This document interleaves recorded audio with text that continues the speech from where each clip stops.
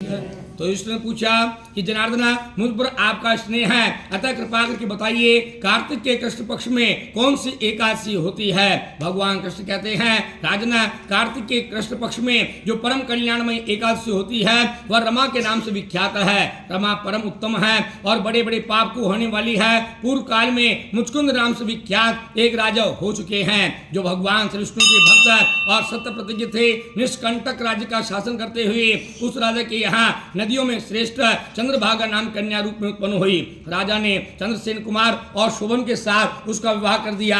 एक समय की बात है, शोभन अपने ससुर के घर आए। उनके यहाँ दशमी का दिन आने पर समूचे नगर में ढिंडोरा पिटवाया जाता था कि एकादशी दिन कोई भी भोजन न करे, कोई भी भोजन न करे। यह डंके की घोषणा सुनकर शोभन ने अपनी प्यारी पत्नी चंद्रभागा से कहा, प्रिय, आप मुझे इस समय क्या करना चाहिए, इसकी शिक्षा दीजिए। चंद्रभागा बोली, प्रभु, मेरे पिता के घर पर तो एकादशी को कोई भोजन नहीं करते, यहाँ तक कि हाथी घोड़े हाथियों के बच्चे अनन्याय पशु भी अन्न घासता जल का आहार नहीं कर सकते हैं, फिर मनुष्य एकादशी दिन भोजन कैसे कर सकते हैं। प्राणनाथ, यदि आप भोजन करेंगे तो आपकी बड़ी निंदा होगी। इस प्रकार मन विचार करके अपने चित्त को दृढ़ कीजिए। शोभन ने कहा, प्रिय, तुम्हारा कहना सत्य है, मैं भी आज उपवास करूंगा, देव का जैसा विधान है वैसा होगा। भगवान कृष्ण कहते हैं, इस प्रकार दृढ़ निश्चय करके शोभन ने व्रत के नियम का पालन किया। भूख से उसके शरीर में पीड़ा होने लगी, अतः वह दुखी हुई। भूख की चिंता में पड़े पड़े सूर्यास्त हो गया। रात्रि आई जो हरि पूजा नारायण और जागरण में आसक्त वैष्णव पुरुष का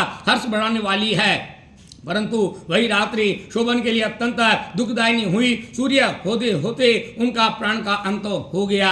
राजा मुचकुंद ने राजोचित काश से शोभन का दाह संस्कार कराया। चंद्रभागा पति का पारलौकिक कर्म करके पिता घर में रहने लगी। नृपश्रेष्ठ रमा नाम के एकादशी के व्रत के प्रभाव से शोभन मंदराचल के शिखर पर बसे हुए परम रमणीय देवपुर को प्राप्त हुआ।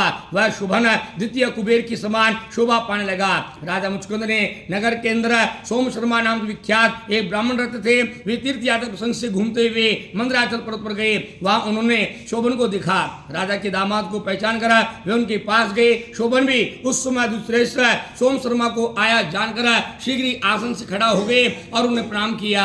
फिर क्रमशः अपने ससुर राजा मुचकुंद का और प्रिय पत्नी चंद्रभागा का समस्त नगर का कुशल समाचार पूछा।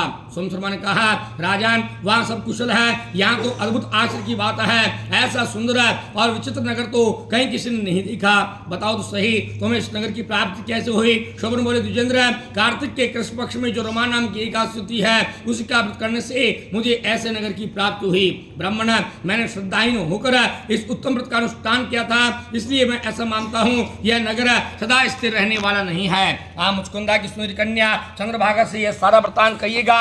शोभन की बात सुनकर सोम शर्मा ब्राह्मण मुचकुंदपुर में गए। वहां चंद्रभागा के सामने उन्होंने सारा वृत्तांत कैसे सुनाया। सोम शर्मा बोले, शुभे, मैंने तुम्हारे पति को प्रत्यक्ष देखा है तथा इंद्रपुर के समान उनके दुर्घट नगर का भी अवलोकन किया है। जो उसे अस्थिर बताते थे उसको स्थिर बनाओ। चंद्रभागा ने कहा, ब्रह्म से मेरे मन में पति के दर्शन की लालसा लगी हुई है, आप मुझे वहां ले चलिए, मैं अपने व्रत के पुण्य से उस नगर को स्थिर बनाऊंगी। भगवान कृष्ण कहते हैं, राजन, चंद्रभागा की बात सुनकर सोम शर्मा उसे साथ लेकर मंदराचल पर्वत के निकट वामदेव मुनि के आश्रम पर गए। वहां ऋषि के मंत्र शक्ति और एकादशी के सेवन से और उनके प्रभाव से चंद्रभागा का शरीर दिव्य हो गया तथा उसने दिव्य गति प्राप्त कर ली। इसके बाद वह पति के पास गई। उस समय उसके नेत्र हर्ष उल्लास से खिल रहे थे। अपनी प्रिय पत्नी को आया देकर शोभन को बड़ी प्रसन्नता हुई। उन्होंने उसे बुलाकर अपने वाम भाग में सिंहासन बिठाया। तदंतर चंद्रभागा ने हर्ष में भरकर अपने प्रियतम से वचन कहा, नाथ, मैं हित की बात कहते हूँ, सुनिए। पिता घर में रहते समय जब मेरी अवस्था 8 वर्ष से अधिक हो गई, तभी से लेकर आज तक मैंने एकादशी के व्रत किए हैं और उनके मेरे भीतर जो पुण्य संचित हुआ उसके प्रभाव से यह नगर कल्प अंत तक स्थिर रहेगा तथा सब प्रकार के मनोवांछित वैभव से समृद्धशाली होगा। नृपश्रेष्ठ, इस प्रकार रमाव्रत के प्रभाव से चंद्रभागा दिव्य भोग, दिव्य रूप, दिव्य आभूषणों से भूषित होकर अपने पति के साथ मंदराचल शिखर पर विहार करती है। राजन, मैंने तुम्हारे समक्ष रमा नाम की एकादशी का वर्णन किया। यह चिंतामणि ता कामधेनु के समान सब अनुरोध को पूर्ण करने वाली है। मैंने दोनों पक्षों के एकादश व्रत का पाप नाश का महात्म्य में बताया है।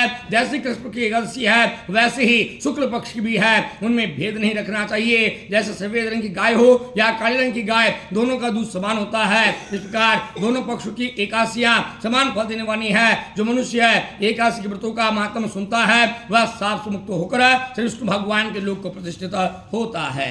बोलिए श्री विष्णु भगवान।